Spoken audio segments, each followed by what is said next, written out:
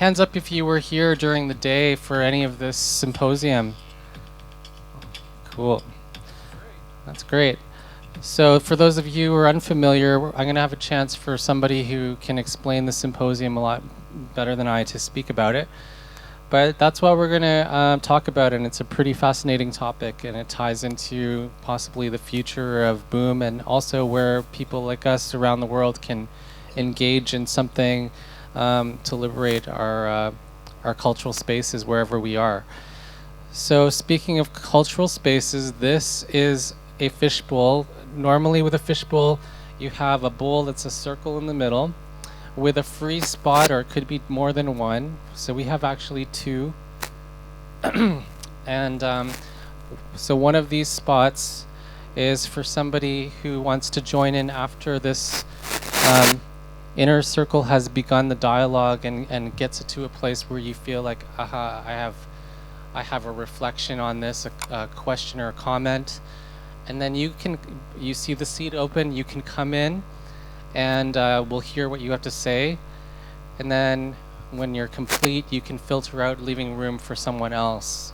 So we're creating a container for a really high-level focused discussion that is really strongly grounded in people who are doing this kind of free cultural space innovation and have a lot of history and things to share with us.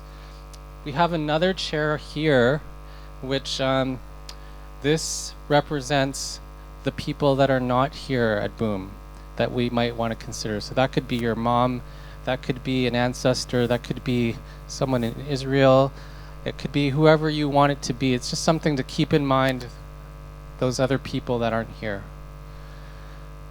So continue to come in close as you like. Also, you know, if you find it's hard to focus and you feel like you want to do some meditative movement in this space, we're experimental like that. So do what you want. So now I'm going to pass this on to, great. Maybe I'll pass this to Jordan, who can give us a little bit of a drop on the history in a nutshell for those people who didn't get to read the materials. Okay, well, we're back, and this morning's session really was fantastic. The free cultural space notion developed out of a squatting law in Amsterdam when they made squatting illegal. And at that time, squatting had already been, free spaces had already been really compromised. They were talking about Broodplaats, you know, the brood place, and it was all controlled by the government. But the squats of the wild years in the late 90s and whatnot, the big squats that they turned a whole building into a western town with saloons, and you know, those were gone. But we still had a few locations, one of them Rauwcourt, this village that was squatted in 1972 by a group of young people who had been associated with the Provo movement, been very political, and then had decided they wanted to go to the country. And in Holland it's difficult to go to the country, so they found a village. It was 8 kilometers away from the center of town. And so that's maintained itself, that village, and it's become, through longevity, a kind of elder spot. And it's a neutral spot. And so with the pressure of the Dutch squatting law, the squats that remained got very, they were forced to become defensive, and they got more rigorous in their view of themselves and what they needed to sustain themselves, and they got more divided in a strange way, which was unexpected to us. And so we proposed, Aya and the Rauwcourtians, I'm an ambassador, I'm only spent part of the year there, but they decided, okay, we're going to have a council. We're going to have a council of the squats that are left, and what are we going to do? And they came together and they formed what's called the Cultural Stelling of Amsterdam, which is the cultural defense line. And it's now, it was 23 last year, 23 free spaces, and those are social culture spaces. Those are spaces that are programmed or left free, and it's now, Aya says, up over 30, but over the first 2 years, it was an attempt, first of all, to build the Stelling and attach everybody. And then secondly, it was to look to the outside of Amsterdam. And last year, the third session was to go international. We invited people from the Diggers, from Haight-Ashbury, Kent Minalt, and we had people from Mongolia, and we had people from Russia, and we thought, okay, we're trying, first we start with the squats, then we start with a wider conception of Dutch material, then we're talking about the international community.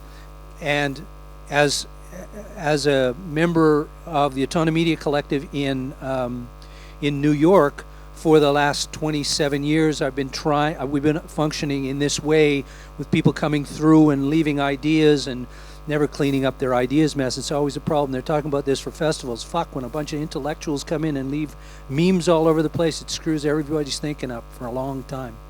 Nobody gets that joke. Anyhow, we decided, okay, we're going to link these things. So my New York sniveling and their Amsterdam sniveling came together, and we thought, okay, we'll reach out. And they really had engineered it, and I was lucky enough to be there all year. But last year was the thing when we realized, okay, we had Alan there from Britain, and we had a group of actually 4 floating intellectuals who would feed in, many of them academics, but all of them real clear thinkers. And then there were a couple of others who just popped up and functioned like that in an audience like this. And we already knew what we thought free cultural space was, but it came together in terms of different groups and the invited guest list and people who came, and there was a kind of synergy that built itself. And we came away this year trying to define a couple of things about free cultural space. And then we were invited, and I can go into those later if you want, or Aya can, or Alan can, or whoever has been struggling with this for the last 8 months probably. But we came to Boom at the invitation of the festival people. And they wanted, the question they posed to us a couple of days ago was, well, what can you do for boomers? And that's a difficult question to think through, because we're a sort of an imaginative and to some degree imaginary linkage of spaces and views, but our goals are the goals that I spoke of early this morning, and that is, there's always the problem of coming down when you come to a festival. Where do you go? What do you do? How do you sustain what you get from the festival? And so we've been spending this day trying to think through this question. Now, we can redefine, if you like, what some points that we included to determine the limits of free cultural spaces and access and blah, blah, blah. But right now, if you were in the morning session, you'll have something. You'll have something of the idea that we're thinking of.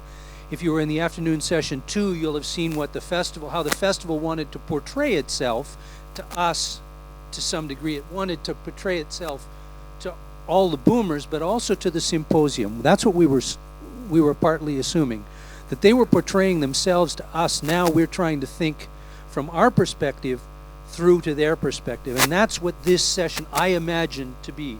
Now, I don't know if that's what Aya or Alan or Sobi imagined, but that's where I'm coming to this evening for. This is a workshop, and you guys have been good enough to turn up, and you can turn over the dirt. We can figure out, maybe we can come to some conclusions, or we can talk about some points that interest you that we can take to the next futurological symposium. That's what this session is in my mind, and I believe in most of the colleagues that I've talked to, but so I'll handle this. I'll hand this off to Alan. And do you want to make some comments now, Sobi? Sobe's running this, so I'm gonna. Just want to make sure everyone knows where we're diving before we dive, because we have this long stream of words: free cultural space. So you've heard the word squat mentioned. Obviously that's a type of free space we're talking about. How many people here have heard the term temporary autonomous zone? A couple of you? Yeah, well, that was a very influential meme in the rave culture in the 90s, and the idea that gatherings like Boom are a temporary free space or autonomous space where we create our how we want to create the space. And what this represents, how I want to kind of frame it, is, in a sense, it's kind of like an older brother, similar to how indigenous culture could be considered an older brother to our kind of hippie space tribe culture. So we have in this fishbowl, we have members from squatter communities that are well established, some of them up to 40 years, Raucourt and Christiana in Denmark. We have people who've been part of the Travelers in the UK, which were instrumental in really bringing in a sort of gypsy, a spiritual, free, like radical free kind of lifestyle into fusing it with rave culture, which went over to the west coast of North America and influenced our whole west coast kind of hippie rave culture.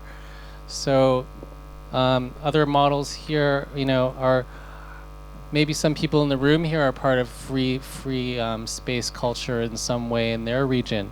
So what we're trying to do is bring all of those kind of reflections together to inform this infant culture that we have, this rave culture, which is kind of in this kind of playground, creating its identity and such, where meeting these types of intersections of similar cultures that are kind of on the fringe of our culture is a fertile ground for us to learn from. Does that make some sense to people, what I'm talking about? So with that, let's go further. Good evening. I'm Alan Dealing. I've been, as you can see, I introduced myself this morning as an old hippie, and I still am a hippie, and I'm kind of proud of it. I've been to festivals since '67 was my first one, and then I got involved with the underground press, and from then on I've been a participant in a lot of intentional community life. I've been a person who's organised festivals, got very involved with reggae and punk, got then involved with the sound systems. A lot of the sound systems were a major part of the rave techno scene. Then the sound systems and the festival organisers that were travellers, the nomadic people, fled from the UK and went across Europe, and ideas kind of melded together. So we had a new tribe following a new tribe following a new tribe, and that made what I've said this morning one people. And those one people also involve the people involved with permaculture, organic farming, people who are just trying to live a little differently and change their own life in a spontaneous, exciting, imaginative way. And what we're at the symposium, the last 3 symposiums and now today, are trying to do is open that up to the Psy-Trance tribe that are here at Boom. This is my first festival that's purely dance. I've been and worked at 13 Glastonburys where there's dance tents, but hey, I've been really enjoying it. I've learnt so much. But being somebody who likes to write words, what I've done in the past is provided some of you guys who are part of this wide culture, from wanting to live in an unusual dwelling, whether it's a nomadic dwelling, a bender, a teepee, or an earth-beamed house, with some of the histories that you can write. So the books I've written, I haven't written them. I've made them, enabled them to happen, and I've allowed other people to tell their stories, the his stories and the her stories. So I've made the books, and that's why I've continued doing that for 40 years, because I'm passionate. And the symposium has allowed us now with the chance to connect together the hubs of the different tribes with hopefully a wider web, and we don't need to all agree with any of the values of the other tribes, but we have a chance if we build on today and we build on the work and indeed the last 50 years of, if you like, alternative society history, perhaps better linkages that move both festivals and indeed intentional spaces, free cultural spaces, into being more vibrant, more effective in the communities that they're based in. So that's where I felt we got this morning, why we're here today. Thank you. Hello, I'm Tatiana. I'm from Russian community. I'm supposed to talk something about our community, but maybe I will do it later. And now I want to put the question for people who are here, which come to me from our today's session. I was trying to find what is uniting all what we said before, and what is the foundation for free cultural spaces. I was trying to find out what is it. And through my mind is still counterculture thing. So the foundation is a creating of counterculture. It's as it was looked from my point. I'd like to your comments on that. I just finished. And I was thinking that based on that, it's not the really good idea. So maybe we can, because it's against the real culture, and every time it will be war in between. So maybe it would be best to find like a higher idea in general, higher purpose, in order to bring all these free cultural spaces in these kind of things. Do you understand my point? I'm ready to pass the mic.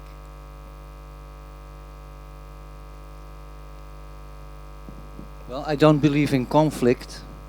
The word counterculture sounds like if you are against something.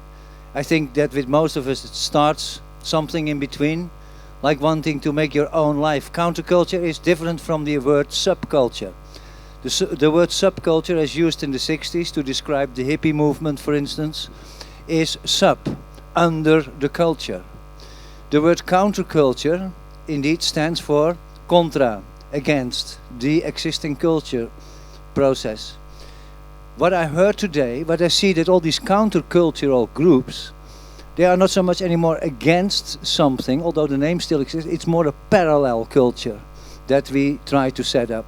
It is something beside the existing power structures instead of only against the existing power structures.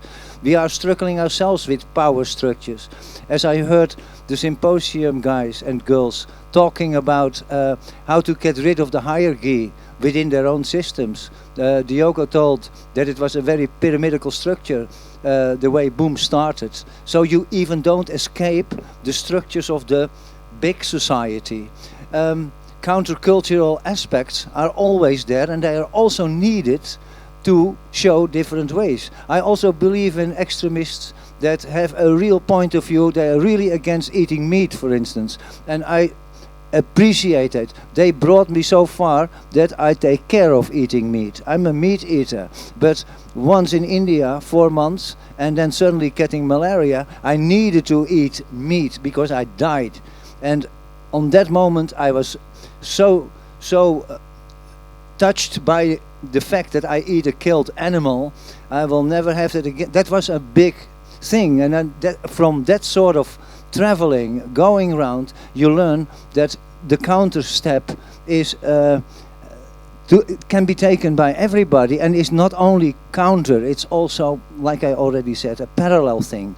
I hope that this meeting will not only lead to the platform that we create, where we have the theme of, for instance, now the festival cult. The next year theme will be the group versus the individual in Christiania, Denmark. and we can have more items, but on the same time work out real ways to come together and to work together. We made road signs, we make totem poles, we show that we exist elsewhere, and we are a growing movement. You see Boom, I was so happy to see Boom from the first moment on starting to grow. I was at the first, the second, the third Boom, and then for years I didn't come, and then I came back, it was on the other side of the water, and etc., etc. You see how it grows. I saw our own festivals grow, and for instance, when it became too commercial in the village of Ruigoord years ago, we decided to stop with electricity. So we went back to only campfires and no more. And everything electrical was produced by bicycles in front of the stage to produce electricity. So that's also how counterculture is, basic and also needed. But it is at the same time an attempt for a parallel culture.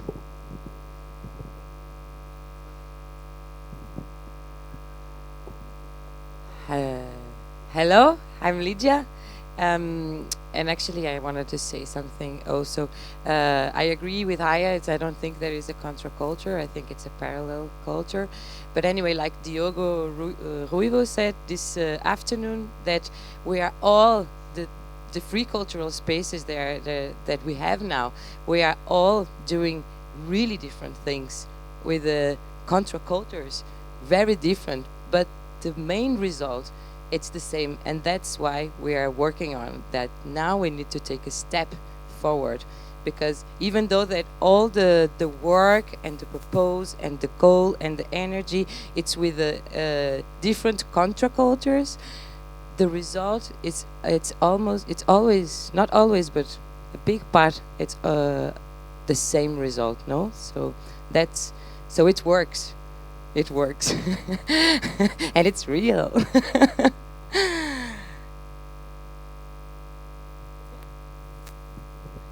Okay. Спасибо. Thank you. I agree with that. I wanted to share that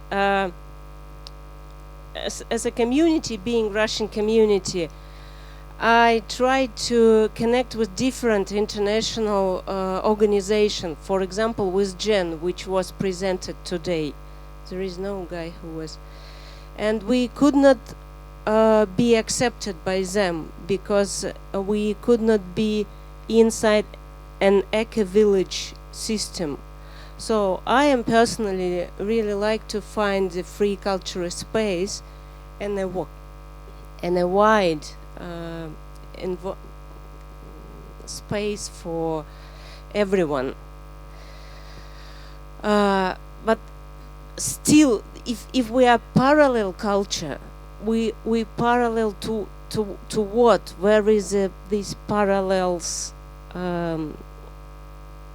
Where are from and where to are we going? I'm interested in that because I have some purposes in mind, and for example, our community has a clear intention of personal growth development.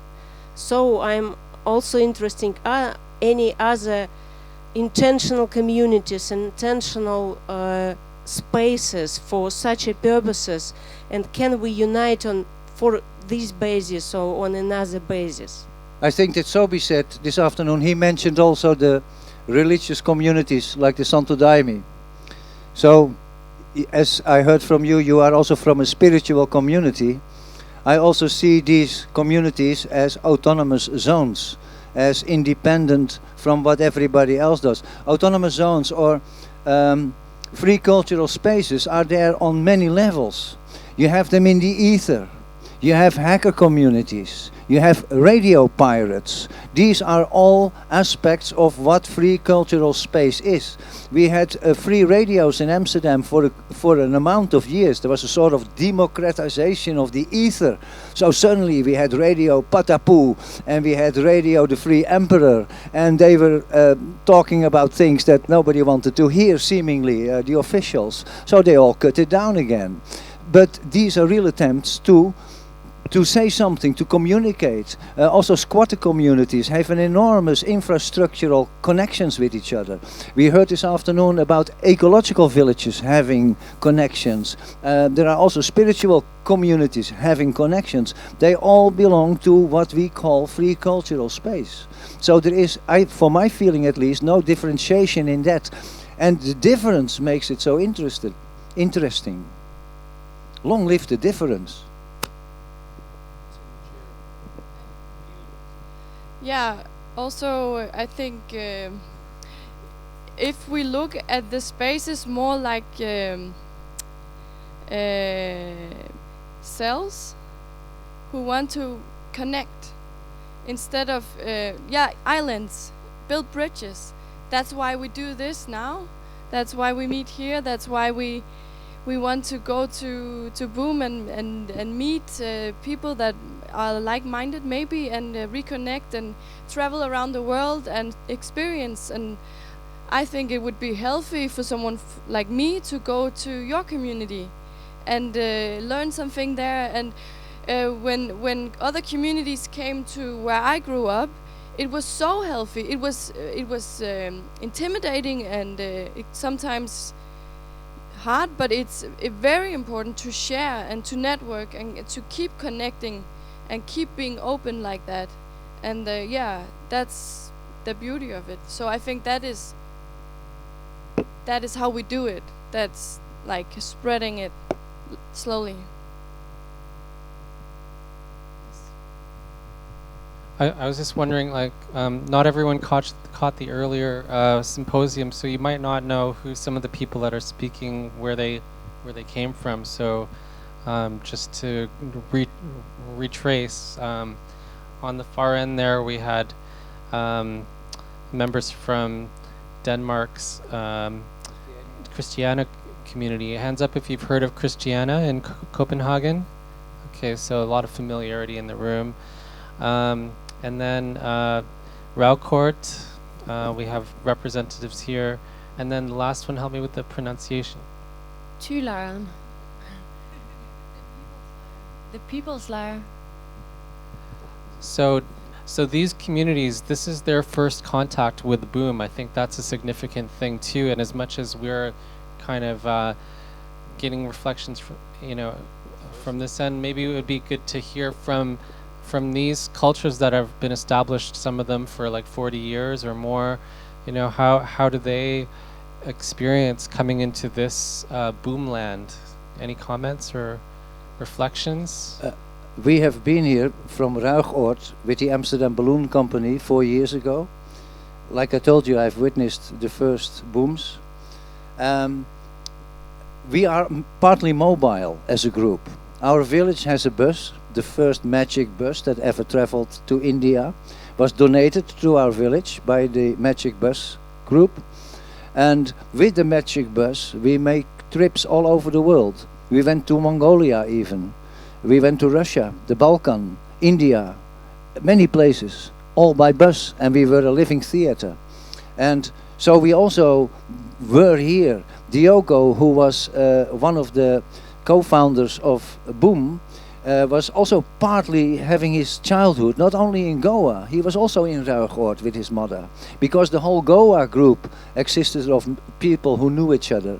When you come to Christiania, you find people who are part of the Goan tribe. They all love festivals. All these big autonomous zones, these permanent autonomous zones, have the festival as a key element of their existence. Ruigoord became famous in Holland because of the festival culture that we created. Not only the fact that we were a squatted village with artists, no, we made art and we organized many things on many levels, from poetry to children's circus to exhibitions, dance parties, etc. It's beautiful to make party art and to connect via your mobility. We are all mobile. And with a little group like Alan was already showing, the English hippies were capable to really move around England, and they did it non-stop, and they still do it. So, for instance, the Tinker tradition in England is a very, very beautiful form of traveling in groups, doing handcrafts, making all sorts of things on the road. I've seen these groups, and the police is very harsh there. But still, they keep on moving, and all the people that came here are travelers. We are all nomads of the soul. We all have nomadic souls, and we are all stuck to our rabbit block. We are all sitting in a little box. If you look at the cities, and we are trying not trying to. We just step out of it regularly. I see that someone else has landed in the fishbowl, so it's going to go over there. It's passing the Grateful Dead T-shirt just to reference them. Hi. So I am actually a representative of the Findon Foundation, Findon community in northern Scotland, and you should know very well. So I just want to share also that it is maybe one of the oldest community around the world. It is 52 years old and started in 62. Just SLM in the States has the same age, let's say. And I really feel it is a real cultural experiment, very, very powerful, and thousands of people pass through there every year. And we say about not fighting anybody, but our idea is not to adjust the whole, but to create a new. So it's a parallel state of mind. And yes, and the three main principles we are differentiate us from other intentional communities. It is take a little three fields. One is co-creation with nature, that is little more than permaculture. It is speaking with the devas and all this strange stuff. And then there is work is love in action, so it is the principle of karma yoga.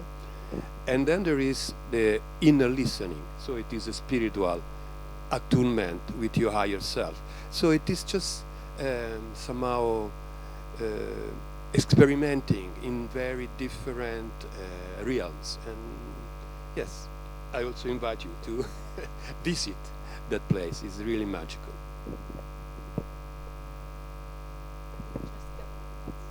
I have been in Finland several times, and I'm transformational game facilitator. This is very, if somebody don't know, the Finhorn created the very genius game, which is a box and a board game, and it's very good for creating any spaces which you would like.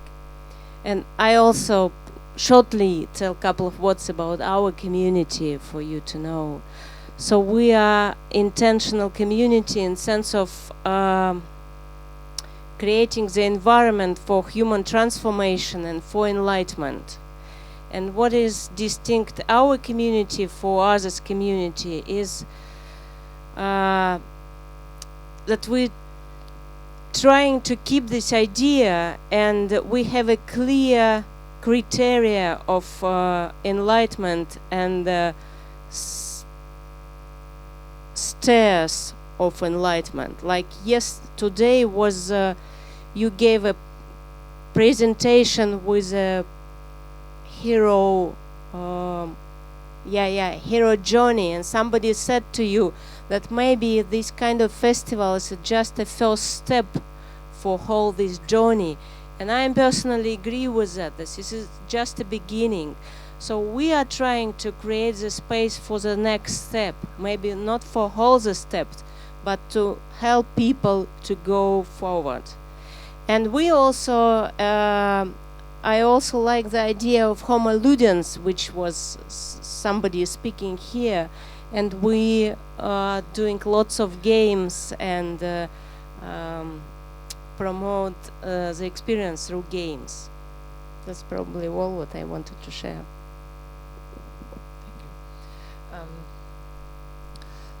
I think that there is a really huge difference from having a collective in a city, a squad, something that's constantly in contact with people who wants to experience this differency, or having a community on the countryside where you are a group of people that's sharing your knowledge with each other and you're kind of keeping it. And then again, to have a festival where you want to share a different consciousness or a different experience with a lot of other people. And I think that the common ground for all of these places, doing these counter places, is that we want to share a different way of living with other people. And we can only expand and spread this word by either in the cities we have common meetings, or we open up for festivals, or in small land communities that we engage the neighbors. But we need to, as people who want to live differently and share this different way of thinking, we need to constantly be open, and instead of closing ourselves in. For example, on this festival, I love it. It's amazing. It's my first boom. And I experienced a lot of people who is on the dance floor, and they're having this grumpy mouth, and I don't quite get it. You know, it's like, I love you. We are here to dance and share an experience.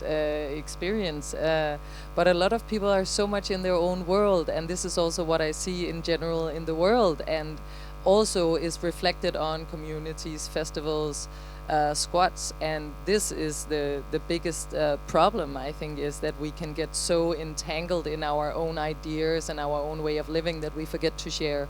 And yeah, so that's why we are here. It's to share.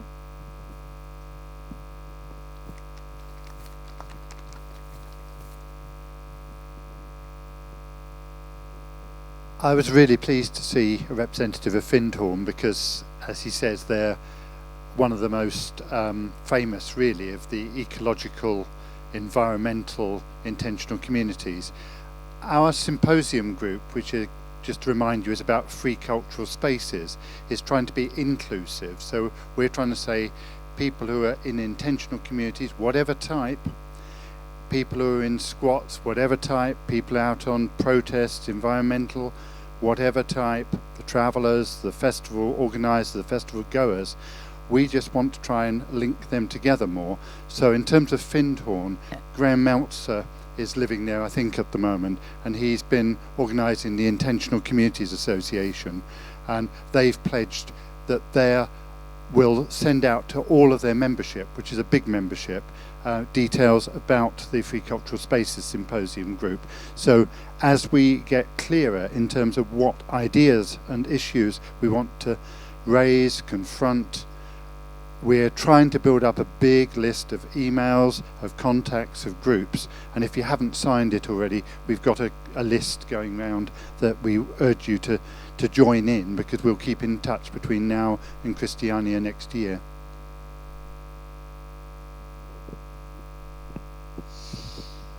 I wanted to just jump in because I'm curious, because we're in Europe. How many people here have heard of Damanhur in Italy? How many people here have lived or visited Damanhur? 2? Okay. So just wanted to mention it because on a similar note to Findhorn, which from my understanding of the story was, founded on a very barren land where no gardens were expected to grow. They worked with the spirits, the devas of the plants, and they helped the devas of the plants help them to actually grow food. And so that's not just an eco-community, it's a spiritual eco-community. And so is Damanhur, and I think that's a resonant kind of thing that boomers, I think, would appreciate if you just kind of look at the way that this place is set up as some sort of like very elfish, magical mushroom kind of Smurf thing. So those of you who are unfamiliar with Damanhur, just in a quick little blurb, I mean, they started their community some 20-30 years ago from meditation circles that just came through this vision of creating a temple inside of a mountain, and they secretly created this great wonder of the world, and created not only that but a federation of 3 federations. And as far as a model of free societies linked up. There's this federation is global, and they're very experimental. They're not just trying to say that they've settled, they're perfect, enlightened human beings, but they are on a laboratory kind of quest to see what they can come up with and keep adapting, which is, I think, a very good model for us to examine. I asked Jordan at one point, it's like, so does this symposium use like Facebook? How do they keep connected? And it's all on that, it's all email. So imagine that. So Old school. Old school. And you know, in these days, like NSA and like the whole like police state of the internet, you know, I know some activists are talking about, you know, how many people have been hearing about some kind of alternative to the internet? Anything like that going on? So if anybody has some news on this stuff, you know, like maybe share that. The Bloom series, which is focusing on festival culture, is going to become a web portal for people to communicate about the festivals they go to and what they, you know, just express. We need to also use the free spaces on the internet while we still have them, because that is one of its gifts right now, and it could be gone one day if we don't pay close attention to freedom on the internet. I think yesterday Max was talking, I don't know who might have seen his talk, wasn't directly related to ours, but he was talking about fear. He was talking about how, you know, I mean, I don't care. I mean, maybe some people on the list, but I don't give a shit if the NSA reads our stuff. I mean, we may be a threat or we may not, but he's absolutely right. If you're not on a watch list, then shame on you. You know, they're watching everybody. And so I think the unification that we're looking for is a shared unification. In other words, you know, we're not looking for uniformity. The spaces that come in, they have their own purpose. We're simply interested in that purpose, and we want to share. We want that purpose shared, and we believe that it can feed. At least I'm speaking for myself, but I've had a lot of conversations. You know, we're looking to be able to learn in as many ways as possible. If it's from Demeter or Findhorn was enormously important to me as a 20-year-old leaving North America for the first time. I never made it, but boy, I'll tell you, it drove me to Glastonbury, and it drove me to do a lot of things, and eventually to go east. But you know, I mean, if I can still learn that, and I can also learn from some hard-nosed anarchist squatter in Berlin who wants nothing more after he's had a serious and soulful talk with me to go into a ketamine rage or maybe a ketamine zombie and, you know, punk rock his way around. If I can learn from that guy, I'm just as happy as learning from Findhorn, although I'm happier in Findhorn than I am in that club in Berlin. Just a comment. I also think that it's not only knowing each other and learning from each other, it's also, and that's what I hope, that we can come to co-productions, that we can come to ways of working together. I can still imagine farmers from Norway, Sweden, Denmark, who always live and work in the north, that there could be an ecological farmers exchange between northern and southern Europe, that clowns, poets, musicians, and other life makers are capable to set out routes along the places mentioned, and that can also be a step to a future development related to the importance of autonomous zones or free cultural spaces. We have another fish.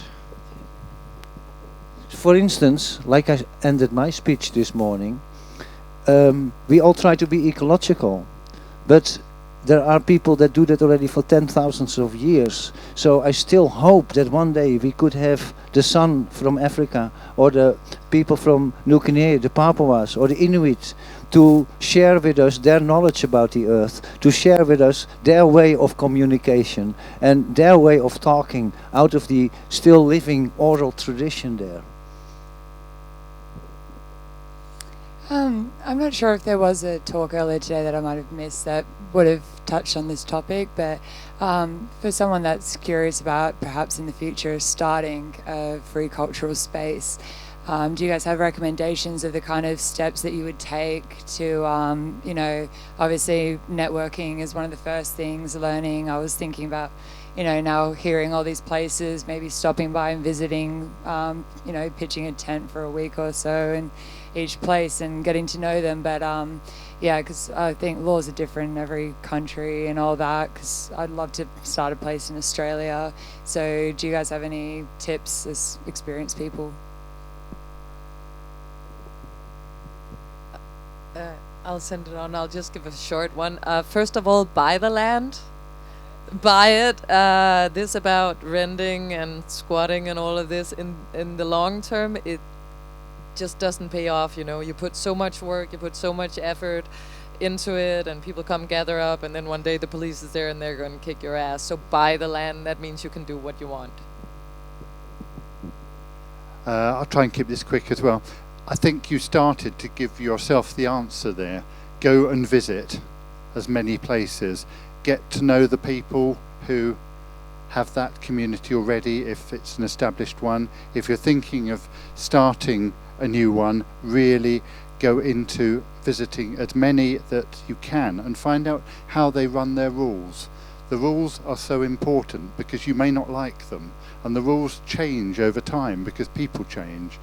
And to give a very simple, probably it sounds almost trite example, the first thing might be pets.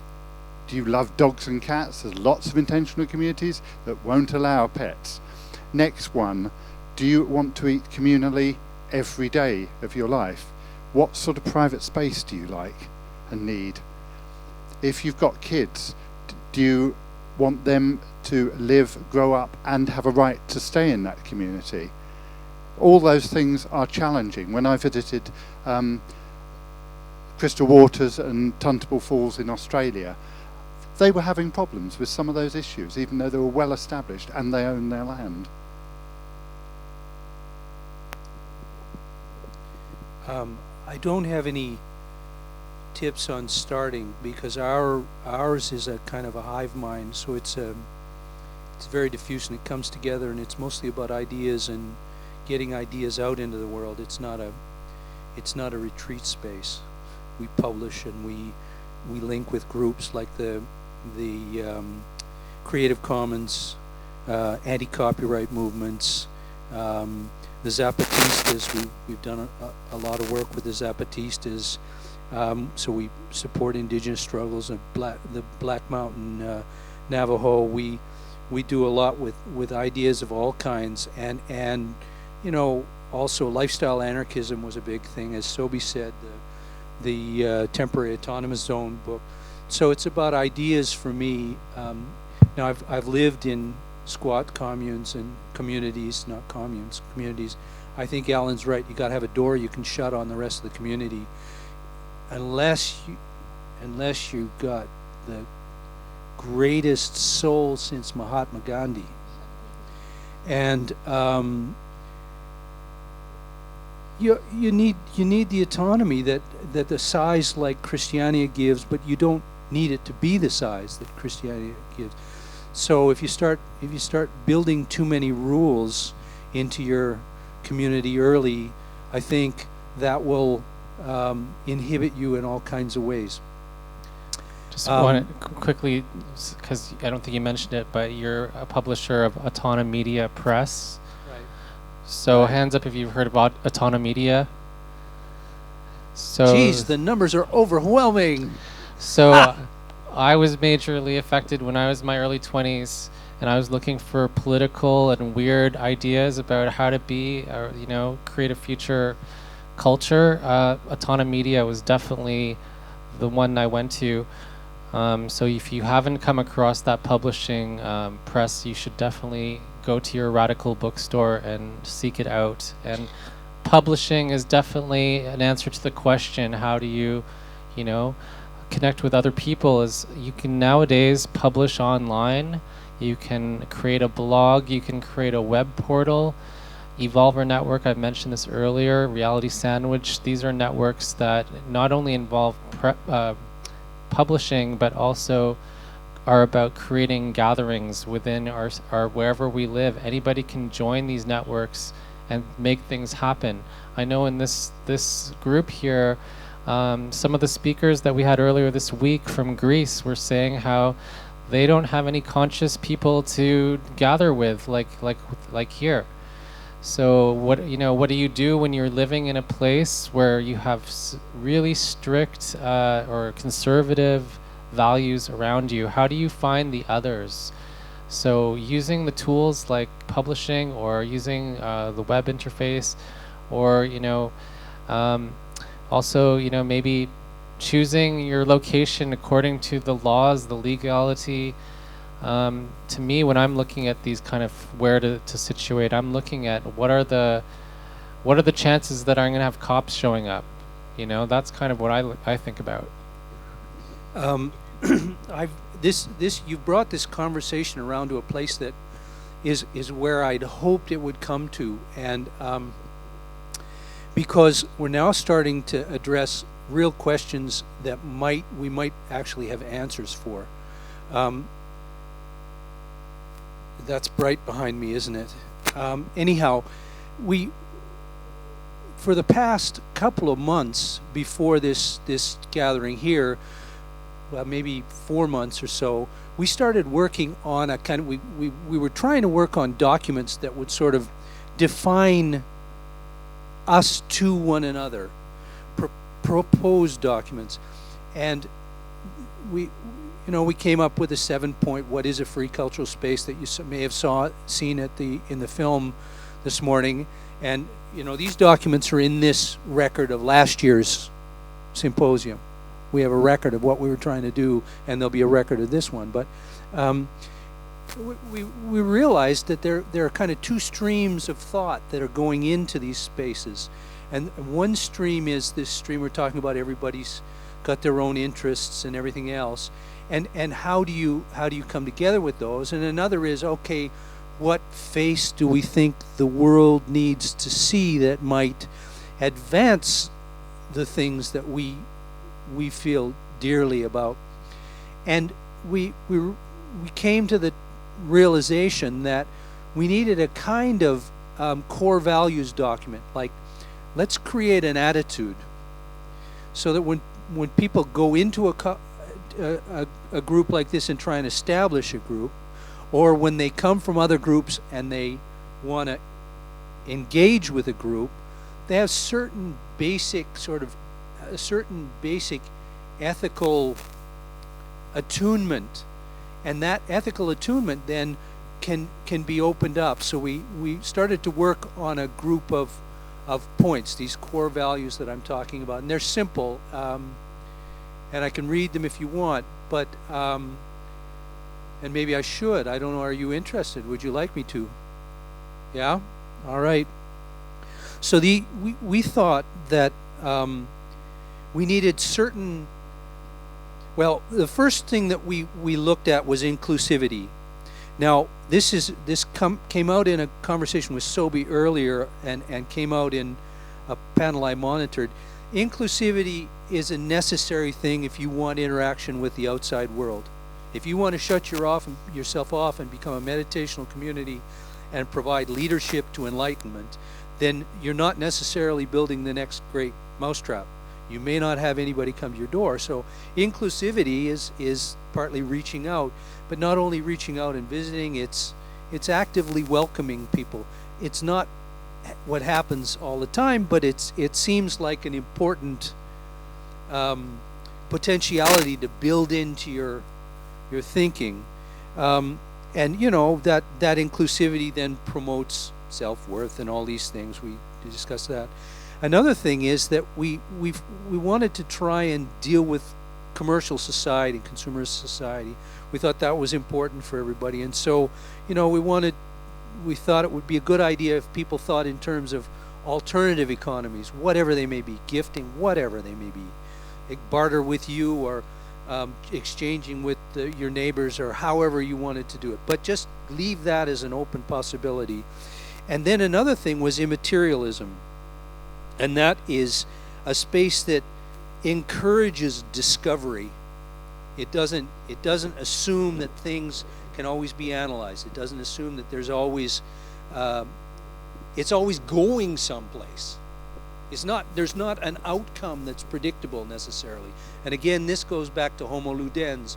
You want to build play into this stuff too. It has to stay fun some way, even if it's just driving yourself crazy and then, winding yourself up and then calming yourself down. Even if it's something like that, it has to be fun. So, well, maybe that's not fun to everybody. It's certainly not fun to me. I don't know why he chose that. Oh, and another one is self-expression. You want it to be open. So you want the people in there to be able to come and go and be unashamed at every minute, and be who they can be. And this just seems like a good attitude to have. It's about relationships anyhow. You want to do that in your intimate relationships. So in your communal relationships, it seems like a good idea. And then the sense that collaboration is always the way forward. Sometimes people do things, and they do things to get things done. It needs to be done tomorrow. Sometimes in Christiania, they get together and they have a month-long meeting because one person says no. And they have to convince that one person, and consensus democracy. So you need kind of a collaborative notion, and you'll find different ways to satisfy your own sense of self-worth within collaboration, I think. So that's another of the values that we thought would be useful and workable in a lot of different situations. And then mutuality and respect, of course, you always maybe put the other person first. That happens at Boom really well. I really like that. I was absolutely overwhelmed, and I love it. I try to do it all the time, and here I would do it and somebody would slap me up one better. It was fantastic. It was always, your idea is at least as good as mine, and let's see. It was really amazing. And that kind of mutuality is a good thing because it always leaves it open. And if you can always step back from your own grasping kind of determination to have it your way, or you have a goal, or you have steps that you want to accomplish, you're losing track of the humanity of the people that you're working with. Another one is participation. You want people to be included. Even if they come to the store and get their stuff and go back, you want them always to be to participate in some way, and you want to encourage participation. And the final thing, and this is really what tied us, I think, to Boom, was immediatism, and that's something that came out of Hakim Bey as well. And it's an old thing. I mean, he stole it. I know he stole it, and I know where he stole it. And it's an old yogic practice, and it was positive in Findhorn, and it was positive in the early 60s, and it's about experience. You want to try and remove your barriers to experience. Entheogens will do it, but there are other ways to do it too, and if you want to do it long term, you need to think about it structurally. You want to set it up so you can live fully at every moment, and that's what we meant by immediatism. And we thought if this little group of values, that's inclusivity, the potential for alternative economic interactions, immaterialism, and that means there doesn't have to be an outcome. You just do it, and maybe something will happen, maybe not, maybe something won't materialize. Self-expression, everybody's got their own, their own capacities, and you recognize that as someone said, if somebody's really good at organizing or interfacing with the police, and you don't like to do that, by God, they're a gift. If somebody wants to, drive the books to the warehouse, they are a gift, because I would rather not lift those boxes after 30 years. Collaborative communalism, mutuality, respect, participation, and immediatism. So those were the core values that we thought may be useful. Those may be what we take to Christiania and try and refine again, but it would be interesting. I mean, that's a lot of material, and that's a lot of stuff to process, but if you think that any of those are even good ideas, it would be great to get some input. I mean, the reason for this symposium is to interact. That's what the symposium is about. Whether it's immaterial. It's immaterial whether we come out with something solid, but if we've come out with a new energy or a new way of thinking or something, then, we're creative people. We'll come up with something to, it's not bullshit baffles brains. It's, brains lead us on. I'm just going to call for a pregnant pause here just to absorb what's just been said in some sense. But let's just take a moment before we rush back into our lives. This is the last night at Boom. Just think about your life just for a moment. I indulge you to do so if you want. But think about what you're doing right now. Is this something you think you're going to be doing for the rest of your life? Where do you think you're going to be in 10 years from now? In 20 years? Now let me ask this question, which I'm going to bring things back into this council now. How are we going to end our existences on this planet, given that most of the industry around death and dying involves creating cremation and pollution at the same time? So what kind of plan do we have as our last gift to the earth? Are we going to be in community? Are we going to be alone? Are we going to just be with a couple of friends? How are we going to leave legacies for future generations? And I'm going to keep on inviting people to join us in the fishbowl. But, I also put this out to people in our fishbowl as well. The question about where you are in 10 years is difficult to answer. I mean, I hope that I'm still walking around on this globe. Where is not so important. It is important that you are there. So the place, I have no idea. But in principle, I can be in Japan. I would like to be everywhere at the same time, in a way. Yeah, I would be also. I would never like to die. Actually, I wish I could become a million. It's so beautiful. There's so much to discover. So life is an endless journey. So if I die, I hope I die in that journey. I will die in that journey, like everybody, I suppose. And journey not only metaphorically, but really back to forms of new forms of nomadism, new forms to move around, to have contact, to integrate, to see the beauty of the differentiation also. I love differences. I'm glad the world is not everywhere the same. The nature already doesn't give us the opportunity to react the same on situations. Like I heard about the tribal people that use natural borders as borders instead of these artificial ones drawn behind a drawing table or something by rulers and people that regulate it. So away with the borders, a borderless society, limitless, like here in the liminal zone, to be in a threshold situation, to have the gate experience the whole life through. That's my hope for the future, and that we all are aware that we, everybody is aware of that. We live so short, and it is so beautiful, the world, and there is so much pain at the same time. So this is a way to avoid war. John Lennon tried to make war economically relative. They earn millions with weapons, with oil industry. There are going pipelines of oil all around the world, but I still concentrate on the idea that pipelines of water are going around the world. I don't know, we talked about yesterday also, or was it the day before? I don't remember. The days, yeah. But about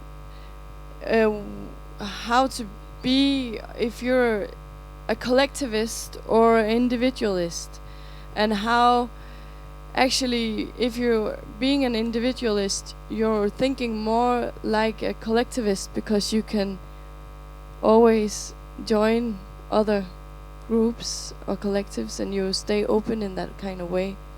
So I would like to not be stuck in my tribe or my group or anything and think that that is the only place or that is the only way or that is the only answer. I think it's important that we stay connected and we mingle and we travel and we meet and we integrate with each other and learn and appreciate all these things that we can give. And I hope that that will happen in my life in many, many, many, many years.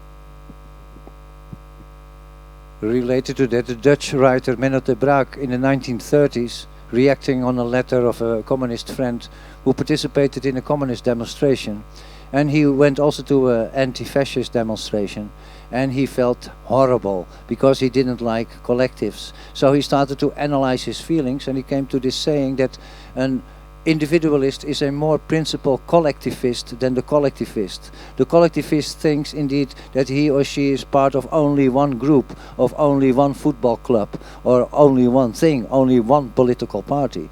While an individualist is aware that he or she is part of many collectives at the same time.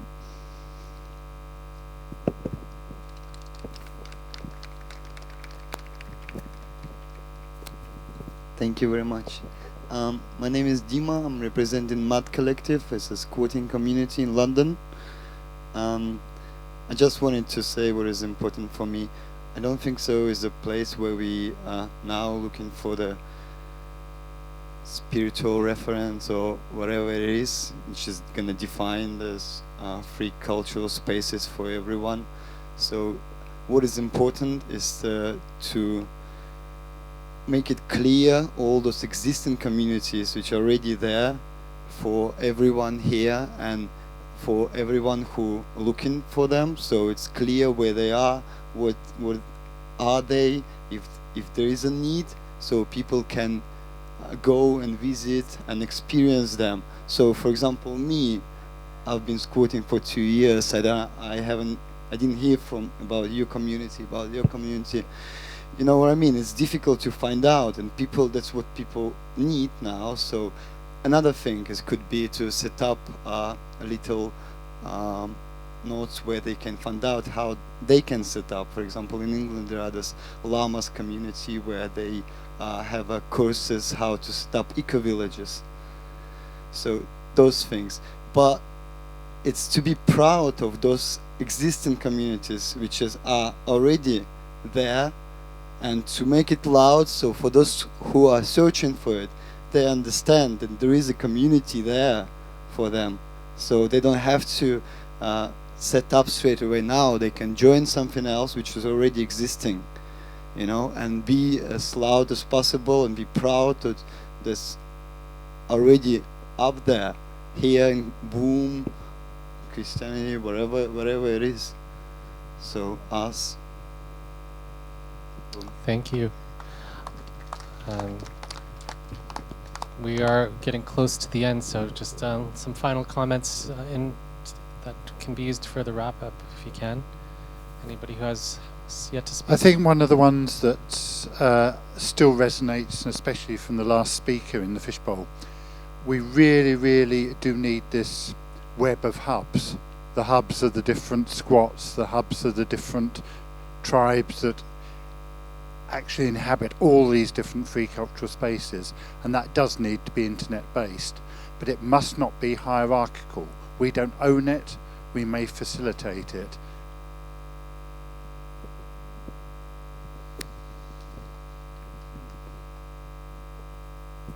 I had an idea, but it left. I have no idea, so I have nothing to say. I have an idea.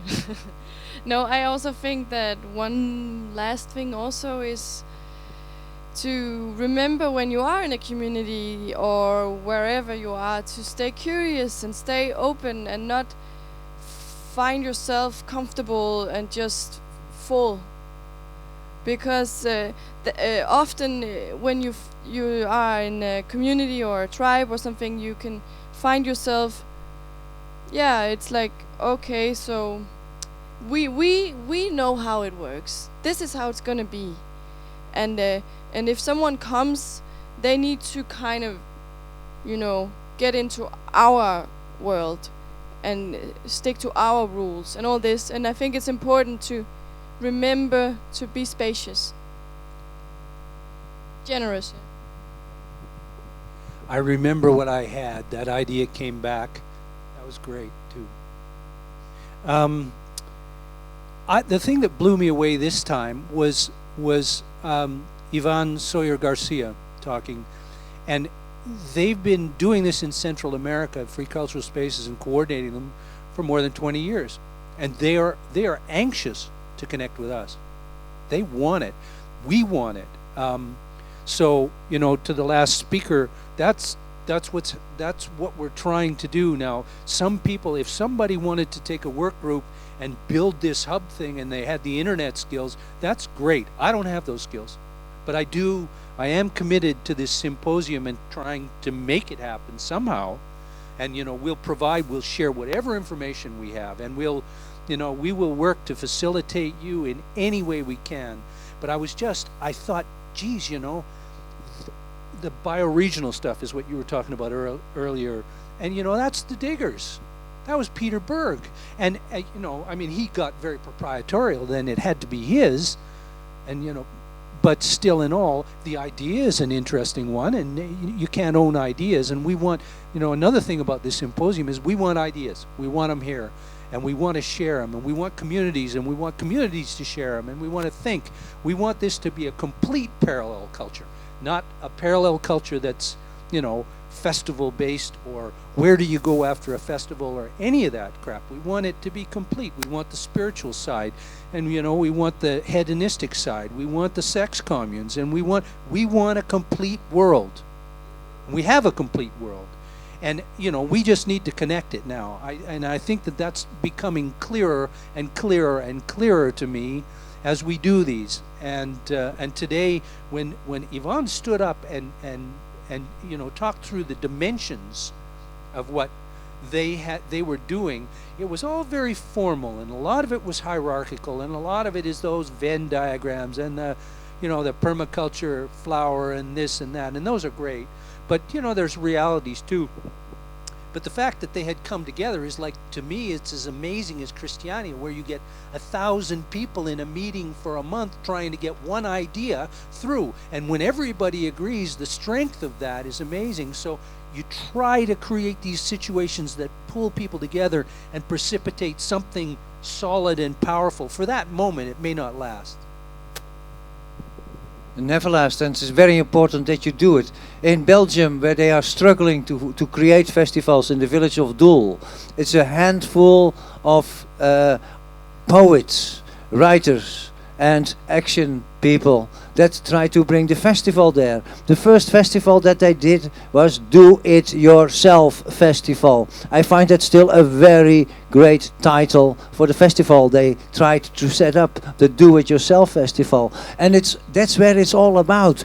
Do it, you roll in it by yourself. I was here for 3 weeks, and it was so nice to meet the artists and the volunteers and see all these groups working and see the spirit of these people. Because the volunteers that come here as the first ones, who work here for 3-4 months, they have been traveling already. They know the circuit. They found a way to get their ticket for free by working like a slave here. Not like a slave, no, together in harmony under a bloody hot sun. I was here and it was so beautiful. There was also that story about hedonism versus activism, and I've been painting these poles here. I was expecting to get wood, so I came here with a chainsaw and chisels, expecting to start sculpting, and there was just a piece of rotten bamboo left over full of wasp nests, and when I pulled them out I thought, oh gee, but then I discovered bamboo. It was fantastic. And then, because the bamboo could be opened and it was dedicated to the ladies, suddenly the bellies open and the little baby stand in, because Lila said, yeah, this should carry a baby, because I first thought of flowers, whatever. And so you see how it grows. And it is just a question of doing, and you can do it very, very small. In Amsterdam you have the guerrilla gardens, very small initiatives. You just take a piece of street, put some flowers in there, and it grows and it works, because many people are building guerrilla gardens now in Amsterdam. So all these little initiatives are leading to other ways of dealing with your environment, making it beautiful. it is all about lifestyle, and the people here, they live that lifestyle. So thank you also very much for being here, because you're part of the group talking all the time.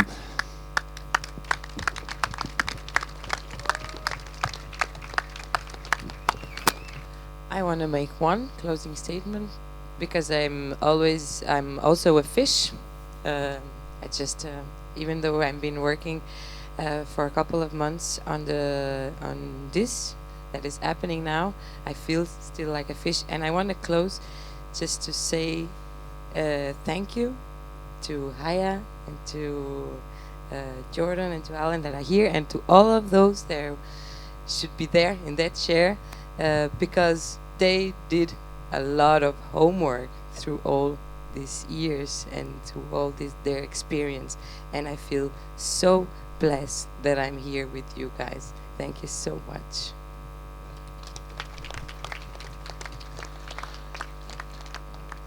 So we're about to conclude what has been a very just the energy. I've been watching the energy in the Liminal Village all week, and today was notably, and it's been said by many people throughout the day, the energy in here. I saw way less people sleeping than usual. How many people noticed that the energy was different in here today?